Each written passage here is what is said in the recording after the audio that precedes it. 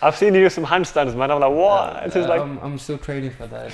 you're doing some roly-polies on it. This is good, man. But yeah. I'm too stiff for that at the moment. But yeah, thanks for. Obviously, this is all your idea, doing a podcast and everything, and yeah, I'm honored to be here. I guess.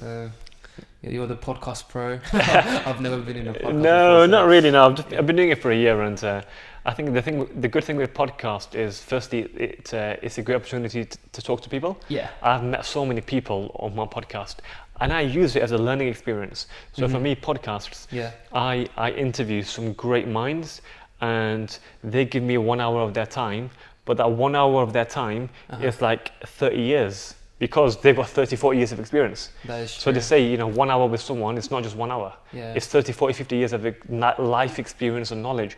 That's why I really, really like podcasting. And for me, it's value to me as the host. But more importantly, I try to give value to my listeners as well. Yeah.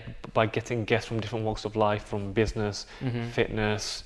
I've had dating coaches, I've had philosophers, I've had comedians, I've had all sorts of people, and now I've got a young chap. You're the youngest guest ever, really. Yeah, again, I'm honoured.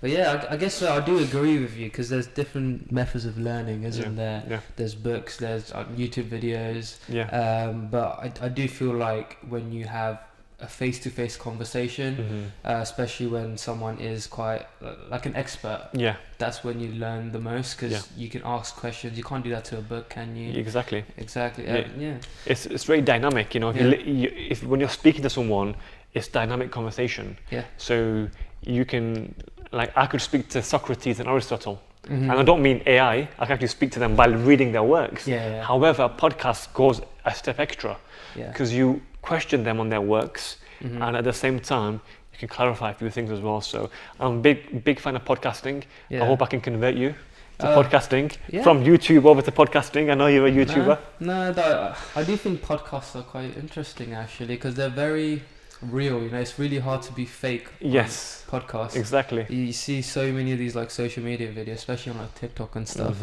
on these platforms, that you just know that they don't act the same in real life. Exactly. I try to in my YouTube videos, I do try to be as real as possible.